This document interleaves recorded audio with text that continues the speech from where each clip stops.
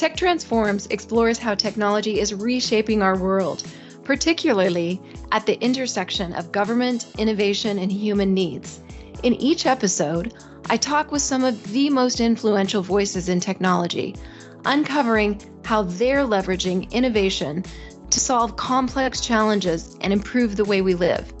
This episode is sponsored by Owl Cyber Defense, leaders in secure data transfer solutions for critical networks.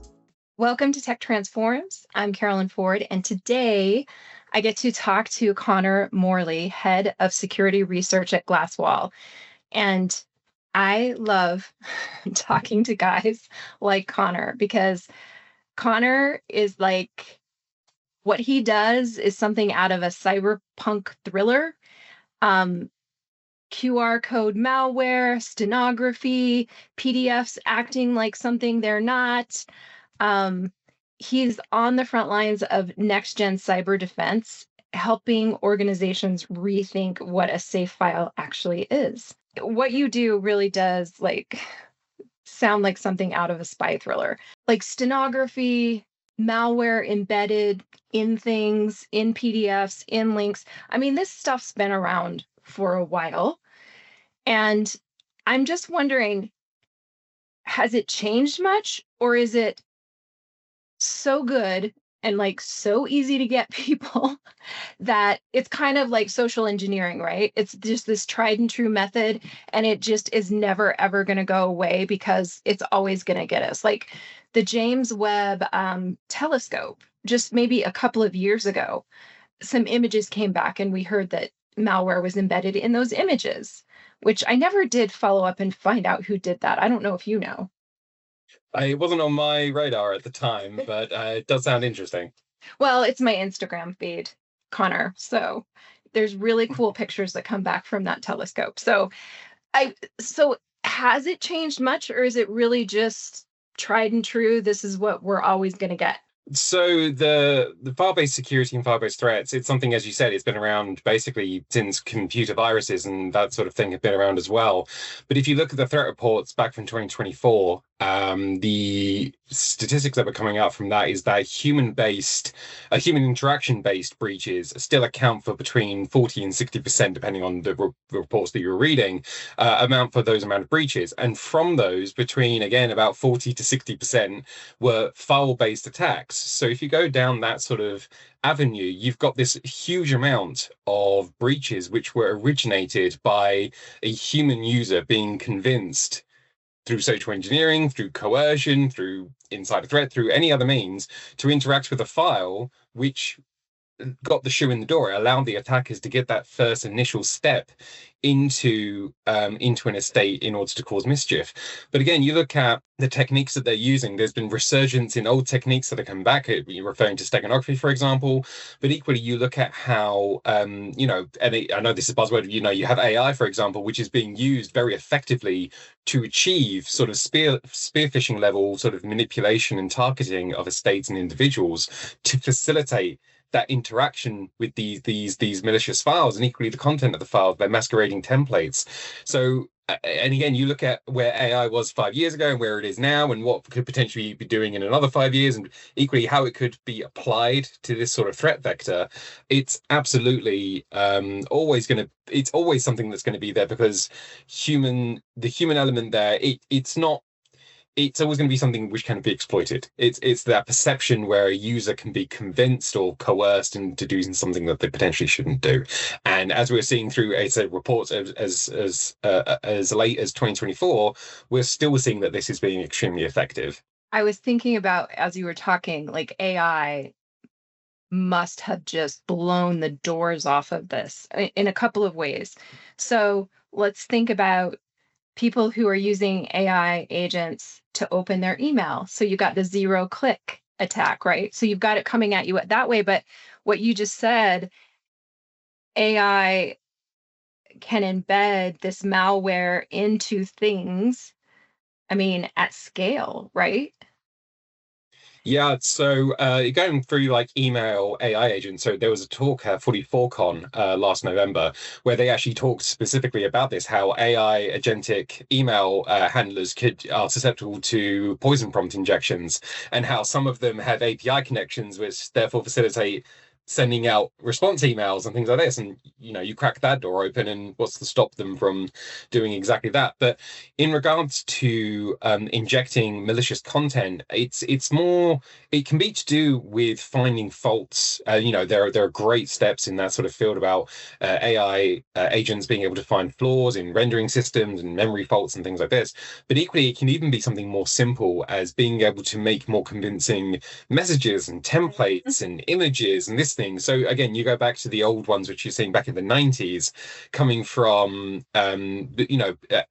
offensive agents trying to travel across language barriers. For example, you could have lots of spelling mistakes and grammar mistakes, which make them quite easy to spot. Whereas now you have these Not anymore. agents which are now giving perfect, Right. tailored, even colloquialisms inside it, which make it much harder to spot from a human user perspective. I still fancy myself able to spot them because they come through, and I think there's an element of perfection that tips me off. But they're going to perfect that too, right? They'll put enough mistakes in it eventually that will miss those red flags. Can you tell me something that you've worked on recently or ever that just surprised you, the way the attack came through, or So and how what you did to mitigate? absolutely. So if I'm going off the top of my head, the one of the things that we've dealt with recently-ish is, again, when we're saying about this resurgence of sort of old school techniques, there was an attack chain that came through where they were actually reusing steganography. So, steganography's been around since, well, actually it's been around since like the ancient times inside, Right. written text, and digital steganography's been around since the 90s. But this technique has actually been coming back in attack chains where they're using it for second stage deliveries inside JPEG images. So they'd have the initial infection vector, which then pulls down an image which has the steganography second stage payload, which is then being extracted. And they do this to try and dodge the detection of where that second stage payload is going to be inside JPEG images. So, Okay, so wait, back up a little bit. My sure. technical, my non-technical brain got lost. So what do you mean second stage? So it's not embedded in the picture anymore? What? So typically what happens with an attack chain is you have the first stage, which will be like a Word document, for example, from our perspective, which will have something which will reach out to a web domain and pull down a second element, which contains the malware, the virus, the endpoint agent, whatever it is they want to get onto the system that lets them achieve their goals. And we call that the second stage payload. But normally this is done inside an archive, it's put inside another Word document, it always just pulled down as an exe or a script file and then executed. Like What we've seen, it can be stored in metadata. It can. That's the sort of way that they can smuggle it in through those routes. But what we've seen here is, so steganography. Just to quickly go over that, it's obviously the art of hiding data within other forms of data. So when we're talking about images, effectively what they've done is they've taken this offensive program and they've hidden it inside the pixel data of an image. So a JPEG, for example. And so instead of putting it down inside formats that we're very familiar with, which a lot of attack chains use, exe archives, all that sort of thing, they're now starting to embed them inside images, which the first stage then extracts from the image to then detonate that second stage payload, which then gives them the objective achieving capabilities, whether that's, C2 connectivity or it's, worming through a network or whatever it is they want to achieve. It facilitates that. So you've got that first stage, which is the initial breach, and then the second stage, which immediately triggers, which pulls down additional capabilities. Normally, it works in two ways. They can either unpack it from the first stage, which is what we call a dropper, or it can be something which is downloaded. Oh, sorry, that's a Trojan, or it can be a dropper, which is something which is downloaded externally, which then detonates. And what we were seeing in this case was the second stage was actually leveraging image steganography to hide that second stage payload to try and confuse detection systems, because they're not necessarily, actually it's extremely difficult to detect malware inside image files when they're stegged inside the data streams. Yeah, I'm guessing firewalls don't cut it. So how do you detect them?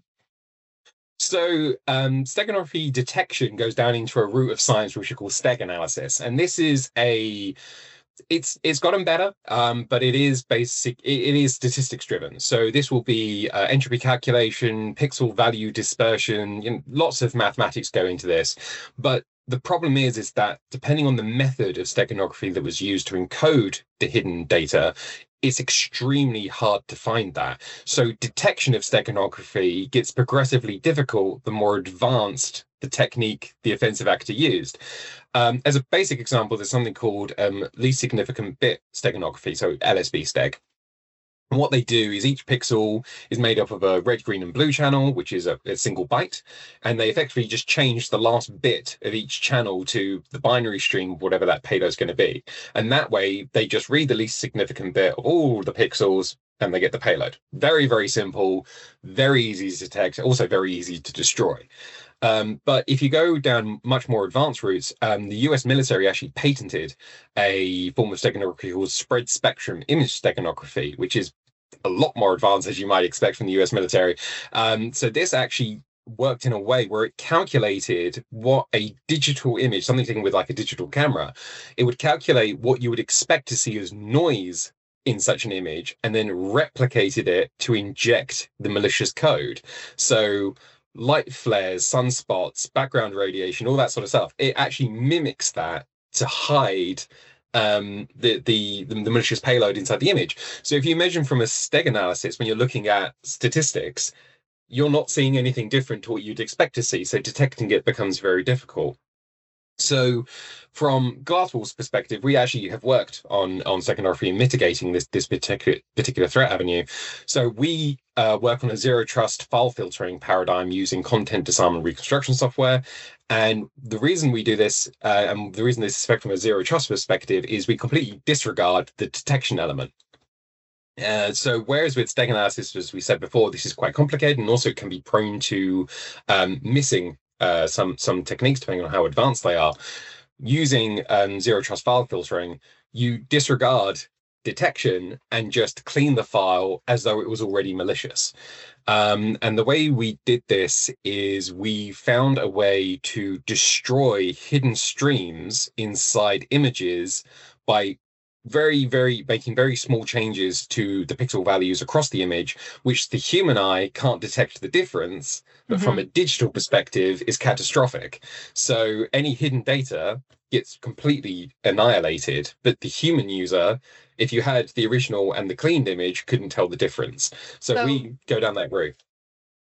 So you use CDR to Yes. rip it apart and rebuild it? And when you Yes. rebuild it, anything that isn't, I think I'm going to get this wrong, but anything that isn't necessary for the human eye to like see the picture, then you just throw it out. And do you know that there's malware in it, or you're just like, we don't care. If it's not needed for the picture, it's out. So CDR as a concept, so content disarm reconstruction, it works on multiple file formats. So images are one, but it also works on Word documents and PDFs and all this sort of thing. And as you said, what we do is we disseminate it into its individual components, and then we do a number of checks. So one, we make sure that all the individual bits are adherent to the specification by the original vendor. So we make sure that if it's meant to be 8 bytes, it's 8 bytes long, so on and so forth. We then do additional checks on content. So we actually allow the users to decide whether they want to allow particular elements depending on their risk tolerance. Like, do you want to allow hyperlinks? Do you want to allow metadata? All this sort of stuff. And you can decide whether you want to allow these or not based on your risk tolerance. But when it comes to images, it is effectively, as you've said, but it's not. We don't remove anything. So again, if you go back to where I explained before, the pixels working, red, green, and blue, what effectively we do is, because they're 1 byte, we tweak the values very slightly, so that because steganography data can be very fragile. It's not going to be very robust. So a few binary changes can actually destroy the hidden data stream. But if you do this across the entire pixel range of the image, you obviously give it no chance of survival. But we've calculated a way to change those values so that it destroys the data stream, but the human eye, so what we call the human visual system, which is like your eyes perception of color, your brain's bandwidth for processing images, all this sort of stuff, it can't discern the difference between the two. So although they are different, your brain, the human mind, cannot tell that the two images are different. So what we do from CDR perspective is we always aim to retain the intellectual integrity of the document, whether it's a Word document or an image, whilst eliminating any component that can be used maliciously. So from an image, we ensure that the image, if it looks like a duck, it still looks like a duck. It still has the same color, it still has the same background, it still has the same form. But digitally speaking, the risk has been completely mitigated because we've destroyed its capability to hide those malicious elements. Are we just all infected? Or if I only open files from trusted sources, I'm good? So this goes down another route. So from steganography's perspective, you don't need to worry. That's more for like data loss prevention, data smuggling, or even payload delivery, but you already have something in your system which would extract that data. But from a CDR perspective, again, we disregard, so zero trust, the paradigm, and it might be a buzzword that's been thrown around for a while. It works on the concept of it can be coming from a trusted vendor, it can be coming from your CEO, your CFO, another department that you work with that's across a domain boundary. You don't care. Doesn't matter. You're going to check it anyway. It's not getting checked. It's getting CDR'd. It's getting ripped apart. Filtered. Every single file gets the same treatment. We don't trust anything. Zero trust. It doesn't matter where it's come from. We act as though it is already malicious and treat it accordingly. I assume my company uses CDR to make sure this stuff is like how do I know if we're using that? Is it part of a firewall? Like where does this sit? So it's normally sat on the domain boundaries. So this will be from, the public internet to your publicly facing services, and then it will be through each internal domain that you have within your corporation, normally bridged across what we call security levels. And then from that, the threat tolerance is gauged to discern what level of CDR you want to employ. So as we were saying earlier, depending on your threat tolerance, you can allow images, embedded files, hyperlinks, all this sort of stuff. And depending on your security level, you're going to want to disallow more and more risk factors as you go up that chain. But as with all security, you're trading security for functionality. So as you allow more functions, you have greater functionality but less security. And as you have more security, you'll inherently have less functionality. So it's that trade-off that you have to, end users have to decide what is their threat tolerance. Does it slow things down? No, it's absolutely seamless. So whether you're employing full CDR or you're only employing partial CDR, the throughput is going to be exactly the same. And equally, I think if file processing, we were talking about milliseconds it takes to process files, so extremely quick. The end user is not going to discern the difference between a file being processed with or without CDR from a time perspective.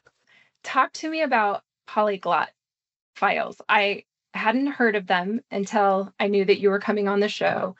I love the name because it reminds me of something out of Harry Potter. But your piece, you have a white paper on Glasswall, right? Okay. And it sounds to me like they're shapeshifters. So it appears to be one thing, but talk me through what a polyglot is. Sure. So the term polyglot actually stems all the way from the Greeks. It actually just means someone who has multiple languages. But in a digital sense, shapeshifter is actually not far from what they are. So a digital polyglot is something that, depending on what is looking at it, it behaves differently. So a polyglot file is so in a file system, you basically have a box, which we'll call a file, which is just a big blob of data. But that data in a polyglot is formed in such a way that if what Office was looking at, for example, it would view it as a Word document. But if we then looked at it from Adobe Reader, it would see it as a PDF. Or if we try to open it as an archive, it would unzip as a zip file. Oh my gosh, it's a chameleon. It's whoever is looking at it. That's who it appears exactly. to be. But the trick with polyglots is they're all legitimately each file type within the same box. So whereas normally the file box would just be a PDF or a Word document, a polyglot is legitimately a docx file and a PDF file and a zip file and an image file and an executable. It's all of them all at once, but it is entirely dependent on what's looking at it that decides how it's going to interact with that file. And that's what makes them a risk factor when it comes to security, because it opens the door to potentially allowing malicious elements to slip through when it's being perceived as something else. Yeah, but if you use zero trust CDR, you're going to rip it apart and check it and clean it. So this goes down the route, exactly that. So this goes down the route of again, we go down by perception, for example. So the analogy I have in my head is, if you have a pet and it's a cat, you're not going to treat it like a fish. So from a CDR perspective, what we do is we work by leveraging tried and true, very robust, very mature file type detection systems. And this is what determines what we call the base file type. So this normally is the file that the malicious author intends the file to be seen as. Now, from that, we then discern all the places where a polyglot or what we call a subtype file can be injected into that base file type, and we destroy them. So again, we're not trying to discern if a polyglot is there, we're just removing the base file type's capacity to be a polyglot. We're just removing all the places that can be used to inject subtype files. So we're not detecting if it's a polyglot, we're just destroying its capability to be a polyglot. So we're completely removing that risk factor. So are polyglots, they're always bad? I mean, that's why they exist, to slip stuff through. Yes and no. So there's a great publication called POC or GTFO, which actually do a lot of PDF publications, and it's free on their GitHub. But most of those publications are in fact polyglots, and the reason they do this is so that they can disperse one file, but it has like test data or examples embedded within it. They say, "Oh, change the extension to zip," and suddenly you can pull out all the example data as well. So there are legitimate reasons to do it, but they're quite niche. They're not the thing that the average user would do. So again, when you look at how particular environments are meant to behave, again, we're talking about those threat tolerance, risk tolerance, and security levels. You potentially don't want polyglots being used when you're moving up to, very secure internal environments. You want to make sure that they're either not in your estate at all or already in a domain which is known to be used by developers or something like that effect. So you can actually cordon their capability or their existence into a particular domain by using CDR controls. Do they have known signatures, or do they slip past you sometimes? And then you get like this new signature that you have to add to your list to look for. So traditional technologies will use signatures. So this will be discerning. So where we said before, robust and mature technologies which discern file types, they're very poor at discerning polyglots because they're designed to fool these. Their polyglots are designed to fool these systems. There are modern systems. So Luke and his team from Oak Ridge Laboratories, for example, they're doing great stuff with machine learning and AI models to discern polyglots using that modeled approach. It's not currently publicly available, but I'm really looking forward to seeing that work. But traditional technology really falls short here. But then again, this is where zero trust file filtering steps in, because where you're saying about a signature, about where it can be injected, the capacity of where it can be injected into what we call the base file is very limited. And this goes back to the point that all polyglots have to be legitimately every other file type. So you can't add malformations. You can't, break something to stuff in a secondary file type. It has to be legitimate.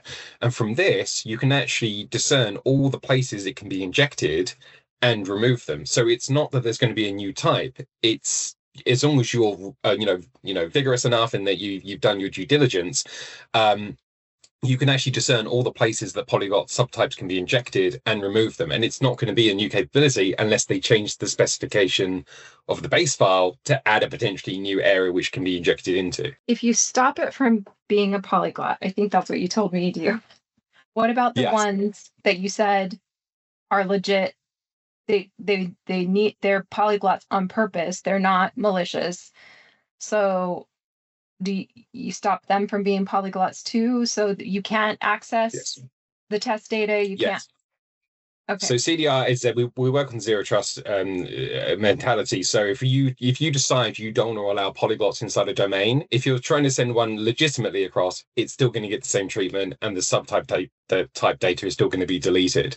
So this is where you then have to start, discussing with your internal teams about the controls you'd have between those domain boundaries and why it needs to be there. And obviously, that would have to be done through your internal security team.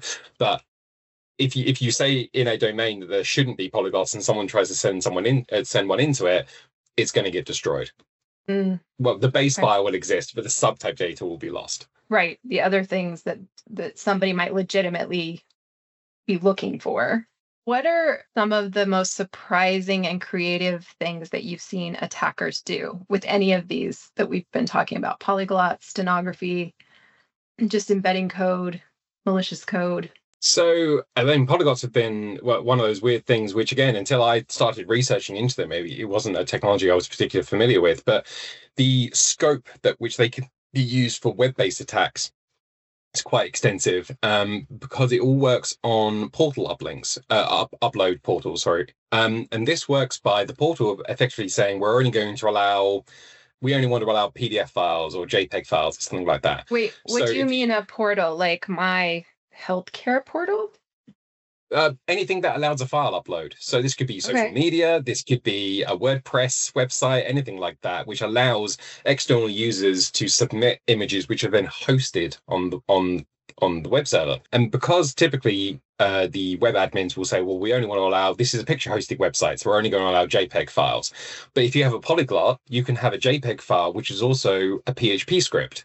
So when it's then uploaded and hosted on the web server, is it going to be interpreted as a JPEG file, or is it going to execute the PHP script? So then you end up in a situation where you could potentially have cross-site scripting enabled, which is going to allow the malicious author to start infecting and attacking all the users of that website because their malicious file has been uploaded to the web server. And again, this works for images, PDFs, Word documents, everything. And the way with which people have actually created polyglots to do this is extremely interesting. One of the researchers I looked at was a guy called Nuclear Farm Boy, which was a great hacker name. And he actually works on WebP images. And he injected, now if I remember this correctly, because there were two variants, he injected a master boot record into a WebP file, which when you ran it as a boot file, operated correctly, and you actually ran into a tiny operating system which was embedded inside a WebP file. So you had a WebP image, which is also a master boot record for an operating system. Fascinating. And he did so this if I just looked at the picture, I ran that you wouldn't know bot. the difference.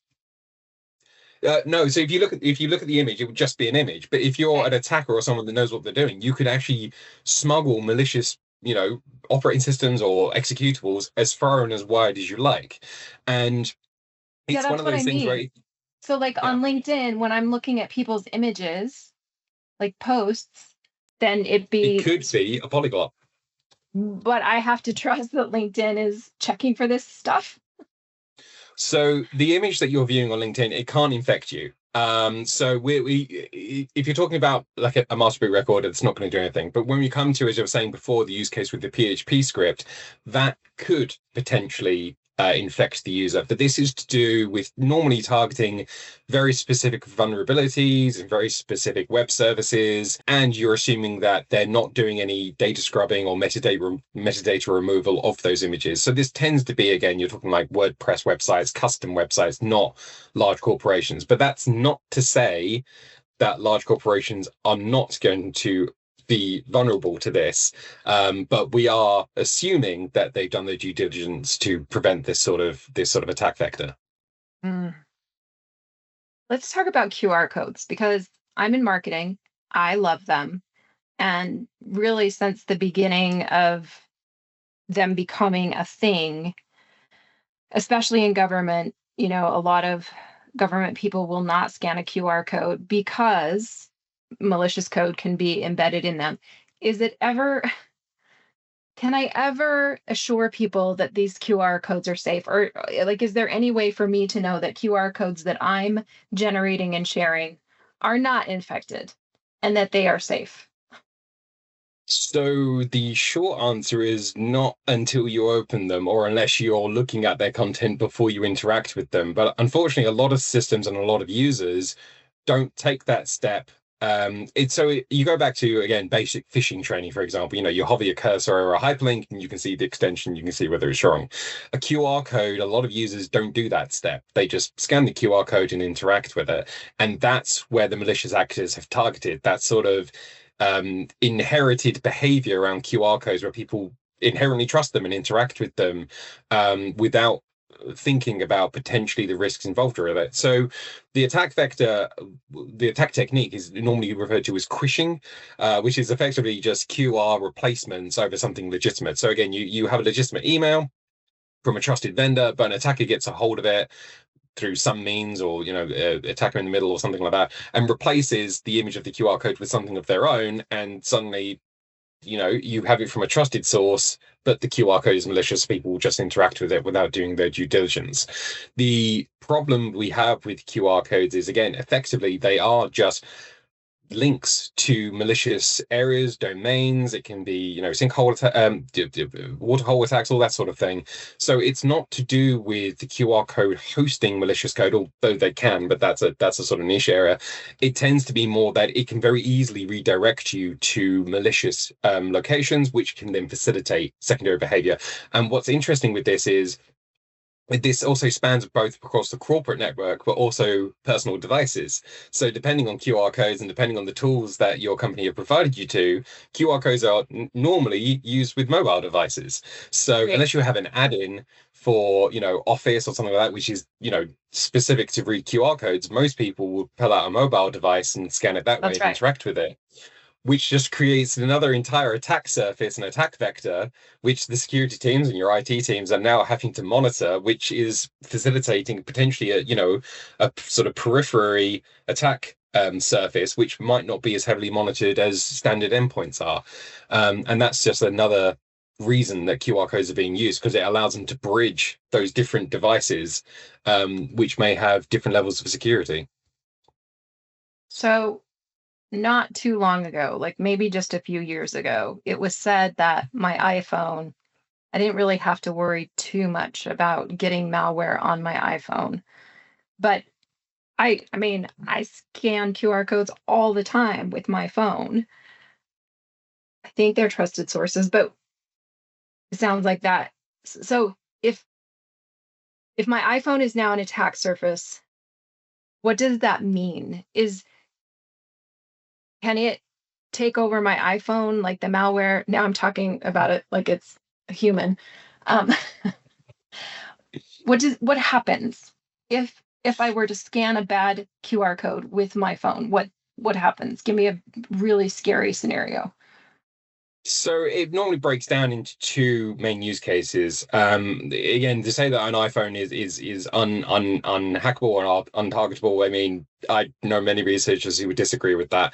But it all depends, keeping up to date and being aware and this sort of thing. But when it comes to the nightmare use case for mobile devices, it tends to break down into two categories, which is being coerced or being directed to download a tool which you think is legitimate, or a package you think is legitimate, which therefore gets access to your device, and therefore remote access, full takeover. They can start getting into your accounts. They can start bridging into other connected So accounts same and as my devices. laptop. Same as your Yeah. laptop. But the other is that instead it will redirect you to, depending on the device you're using, it might redirect you to somewhere where they can start, stealing credentials, or they could start trying to steal your single sign-on certificate or anything like that. And they can start to branch out from your authenticated device to try and replicate that on their device, or mirroring it to try and breach into the corporate network, or an isolated and secure network via your mobile device. So depending on the level of attack and the vulnerability of the device.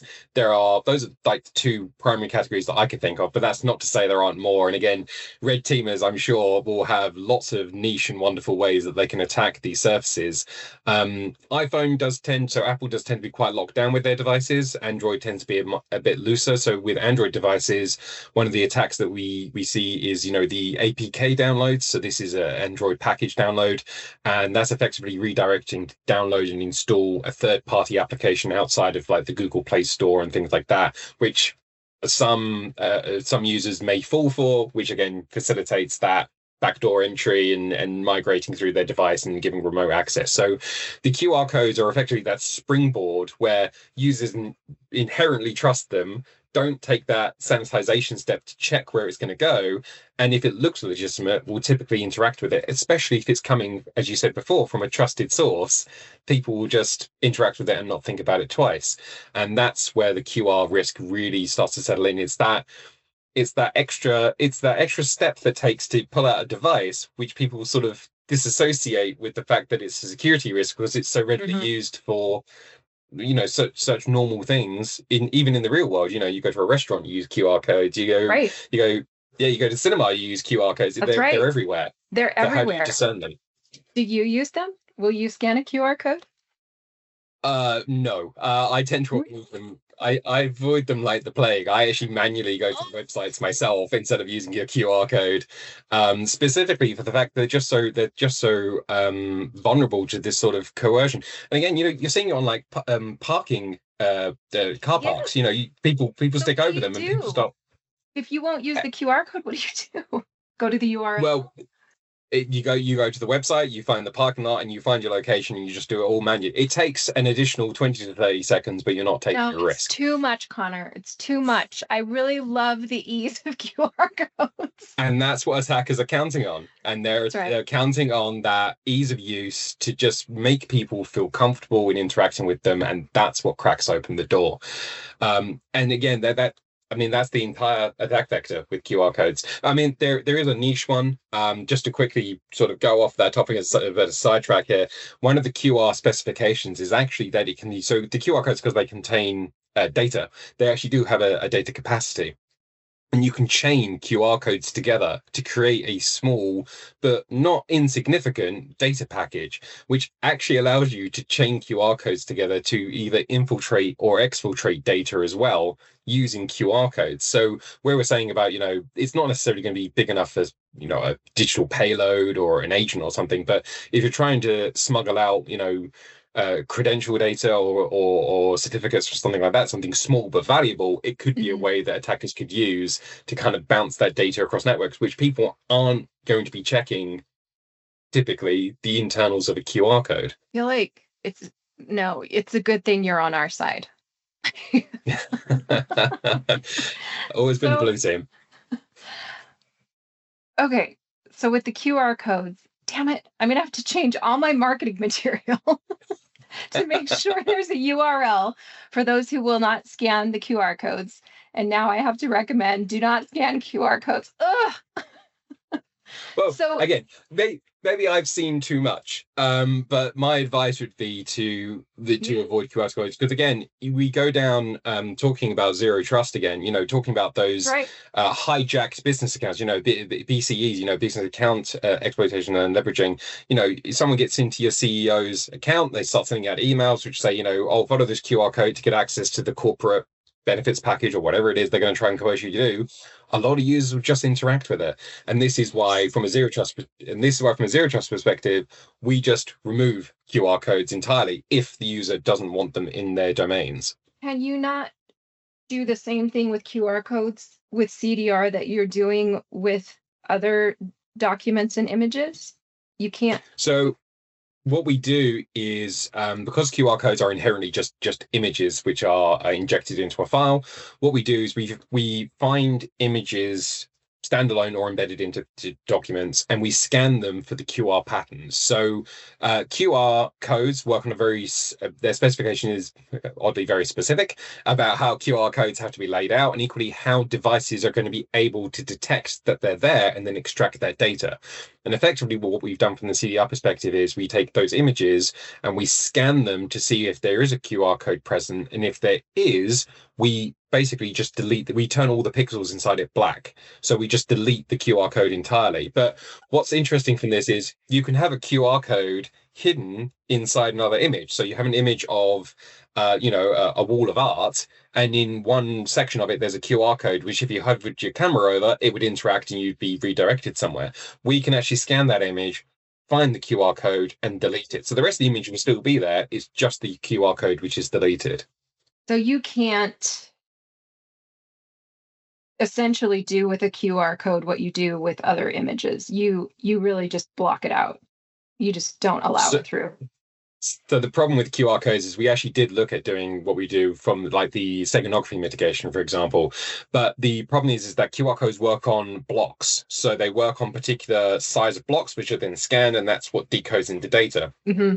So whereas with steganography, the data embedded is very fragile, a few bits out of place and the hidden stream is deleted.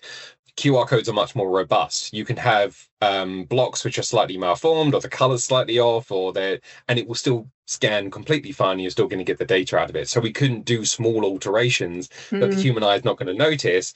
You have to do a much bigger alteration to destroy the scanner's capability to, one, detect its QR code, and more importantly, extract the data within it, which will, be a URL code, or it could be hidden data, as I just mentioned. I've always wondered, I don't use free QR code generators anymore, but even the paid ones, I've always wondered, so I'm a trusted source. If I generate a QR code for you, let's just say you trust me.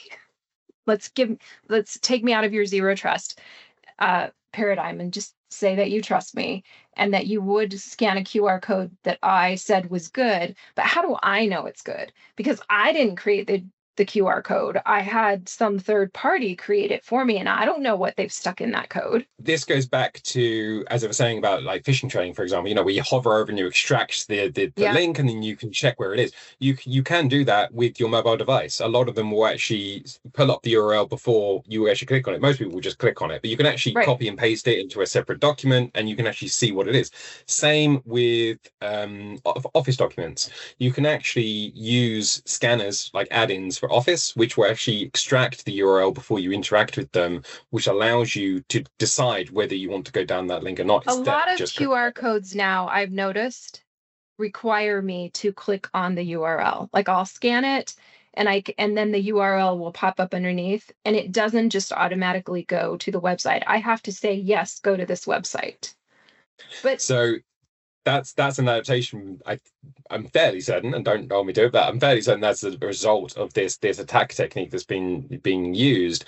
But again, it's still working on the assumption that people are just going to assume that it's legitimate and click on the link without examining it. And depending on how long the link is, this could be something which a lot of people are not going to copy and paste. Well, and especially if you're scanning like a parking URL, like I don't know what the URL should be. I mean, there are obvious red flags, but for the most part, I don't know. So, okay, you just ruined my life as a marketer, Connor. I'm happy to help. I was really hoping that you were going to tell me that CDR could clean those QRL codes so I could say, hey, everybody, it's okay. I could put a big sign on all my marketing signs that says, these are CDR approved. So unfortunately, the only way you could go that route is to extract the URLs, as we just mentioned, but then you effectively be going down traditional threat detection of blacklist and whitelisting, what you're going to allow and what you're not going to allow, which flies in the face of the zero trust paradigm which we're trying to enforce. That's not to say there aren't systems out there which will scan it and try and detect malicious content within the QR codes, malicious domains, known attack vectors. But again, considering the ease with which attackers can just bounce to new domains and change their network setups, it's not necessarily, it's an uphill battle where you're constantly going to be playing catch up. Yeah, I was not expecting QR codes to be the scariest part of our conversation, but you got me there. So, what are some of the most measurable outcomes that you've seen from organizations that do use like file security approaches like CDR? So with zero trust file sanitization, file filtering, the threat mitigation is the number one. So where a lot of the attack vectors, attack organizations will use traditional frameworks, they're going to use tried and true playbooks. What effectively CDR does is it just eliminates all of that capacity for those threats to enter the system. So again, we go back to 2024 threat reports where, a large portion is still the file-based human interaction. What zero trust file filtering does is it effectively just slams the door on those capabilities. So anything that's using macros inside Office documents, which has been around since the 90s, that's no longer possible. JavaScript in PDF, embedded OLEs inside Office documents, which have been leveraged. I think that was back in 2020, where the EU was infected via an OLE injection technique. We're effectively just removing the capacity for those threat vectors to be employed. So the primary thing is that the standard playbook that attackers will use for file-based threats is eliminated or dramatically reduced, and it keeps them out of your estate, it keeps them out of your domains, and it allows users to interact with files with a lot more confidence without having to second guess themselves. Because even if something was malicious to begin with, zero trust file filtering removes the threat before it reaches the end user, so there's no risk with the user interacting with that file. Is CDR a type of zero trust file filtering? There's Yes. other types? So it's the primary type that we deal with. So there are potentially other methods that can be used. So they might not be as robust or all-encompassing as CDR technology. There might be more niche for particular element removal, but CDR is the standard when it comes to file sanitization. So this will be the whole file. Every single element is, as I said, ripped apart, analyzed, and then put back together, so the end user only gets that cleaned file. One of the results of the threat mitigation that comes with that is also the noise reduction. So one of the perspectives, so I used to work as a threat hunter for 4 or 5 years. And one of the things we saw was, again, a lot of noise. You ask lots of SOC operatives, they have lots of alerts and dashboards going on. But one of the things that CDR strives to do, and one of the objectives that we have, is to reduce the noise which is generated through your endpoint detection systems, so that the security operators can just deal with only the elements that actually require their attention. It's not going to be your standard phishing. It's not going to be, redirecting or even linking out to a QR code through their firewall or something like that. It will only be something which actually could potentially be an incident which isn't just already caught and defeated by local security systems. So you end up in a situation where CDR is both reducing the risk coming into your estate. Inherently, that's reducing the noise which your security operators are dealing with, which ultimately increases your security team's efficiency in being able to proactively, from a threat hunter perspective, hunt for potential miscreants inside your network and behavior that you don't want to see. But equally, any alert that is being generated, it's actually going to be something which your security operators should be focusing on. It's not just going to be run of the mill, something which should already be dealt with. Ultimately, what we're trying to do is force the offensive operator up that pyramid of pain, trying to force them to come up with, no system's going to be 100%, and attackers are always going to be innovative, which is why we also have to be innovative as much as they are. But we want to try and force them to not be able to use plug and play frameworks. We want to make an estate so difficult to get into that they're going to pick someone else, or they're going to have to try something so advanced that then your threat hunting and other systems are going to be able to detect them. That's where the CDR paradigm sort of sits. I would not have thought of the noise reduction, and that is huge, right? So again, from a threat hunting perspective, again, where I used to work, we had so many events which came through depending on the client, where a lot of those alerts come through, and you look at them and the antivirus system has already destroyed it. Okay, great. Well, I didn't need to look at that. It just takes up time, and you get all these alerts coming through. Right. But if the only alerts you're getting are the ones that are legit, are legitimate, they're going to be potentially your 0-day threats. They're going to be your insider threat doing something they're not supposed to do. Instead of that wave of noise which operators have to deal with every single day, we're trying to refine it. And again, this comes back to that security efficiency, so that those really skilled operatives can actually employ their skills and techniques and their focus to where it really needs to be. All right, it is time to land this plane. We get to do our tech talk questions, which are our fun rapid fire questions. So Sure. First one, you're dropped into a mission impossible scenario, and you can only bring one cybersecurity tool from 2025. What are you bringing and why? Software or hardware? You choose. Oh, okay. So from that's a tricky one, because from a software perspective, I'd say a portable agentic AI, simply because it reduces a lot of the time that could be taken to deal with sort of mundane filtering and a lot of data collection and going through a lot of statistics, especially when you're sort of trying to deal with potentially breaking into a network from a Mission Impossible perspective. But I suppose from a hardware perspective, because I want to do both, I'd probably say a Flipper Zero. And the reason I'd say that, and I know that's sort of like it's called a Flipper Zero. It's a portable device that works. It has like Bluetooth, radio frequencies. It has USB compatibility, like a face tracker sort of module inside it, I/O pins, all this sort of stuff. And the reason is, a lot of people view it as a gimmick, but once you get into the guts of the device, and if you start dealing with the input-output capabilities of it, you can make that device do basically anything. It can be a keyboard emulator, it can be a radio frequency jammer, it can be a Bluetooth scrape. It can do so many different things if you want it to, and it's all in one tiny portable device, which is quite cool.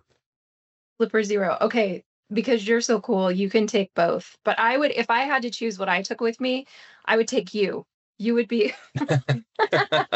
because I wouldn't know what to do with a Flipper Zero or probably the AI agent.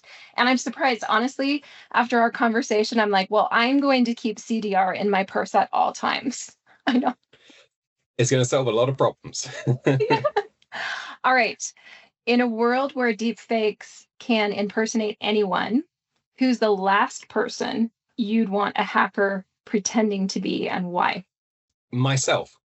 Me too. I suppose the reason for that is, yeah, so I suppose this comes out. So I saw this in the news recently. So deepfakes are now causing issues inside our court systems, where, you know, juries are being presented with evidence which is deepfaked, and they can't tell the difference between reality and not reality. So you end up in situations where attackers could potentially be blaming you for crimes, while criminals are using deepfakes to try and provide an alibi and exonerate themselves. And who's to discern which one? You have to have digital experts weigh in to try and discern the difference. But beyond the criminal aspect and the sort of courtroom is also public image. So whereas in a court, you know, there's process and you're innocent until proven guilty, public image doesn't work that way. Once your image is destroyed, there's no coming back. Even if you're proven innocent, it's the damage is done. And from an individual or even from a corporation standpoint, you know, if there's a deep fake of one of your CEOs or something doing something they shouldn't be doing, the reputation of the company can be inherently destroyed, and it's very hard to get that back. You know, the old adage of, you know, publicity takes years, trust takes years to grow and seconds to destroy. Well, deepfakes provide attackers that capability to destroy the trust very quickly. And how can you tell the difference? And that's a very worrying thing, both as an individual, but equally also from a business sense. But I suppose selfishly, I'd much rather it was a corporation than myself that was targeted. Well, I mean, it takes identity theft to a whole new level, right? Yeah. It's the level and the detail that's coming out through these systems is very very advanced. And again, you know, you're talking about corporations and individual corporations, you know, they have PR teams, they have legal teams, all this force behind it. But an individual, unless you're tech savvy or you have a way to prove it, you can be completely snookered. And again, from a identity theft perspective, I mean, the UK is currently dealing with something called the Online Safety Act, which you might have read about in the news. And one of the things is people are using deep fakes to make fake documents, to fool the online systems because nobody agrees with it. But although at the moment it's this sort of small area where these documents are being used for this one system, what's to stop it being adapted to fool more important systems and critical infrastructure? And That's right. it's a Pandora's box, which is potentially going to be very, very dangerous. Yeah. And if it's you that gets deep faked, who knows how long it can go on before you even realize it's happening. Yeah, exactly.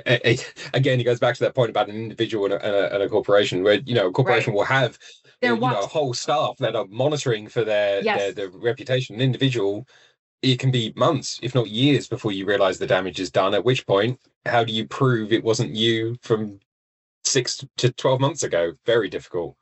For leaders looking to get ahead of threats that don't show up on a scan, what's one step they can take to start implementing a more proactive defense strategy? As always, it's innovation and it's being proactive.